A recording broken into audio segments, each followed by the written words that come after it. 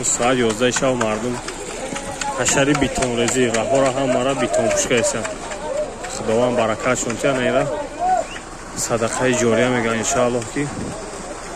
ثواب کلان هم میگیرن آخرت آبادای با خواست خدا همش خیلی مهنت کردن 3 روز شد فقط شب تا سحر بیتون ریختن مردم بیتون گرفتن در حق مردم بودو باشه الله هم مامونا نگاه انشاء هم مامونا در خالی کارای خیر دل گردت یکم خالی کارای خیر ده اشتراک کنید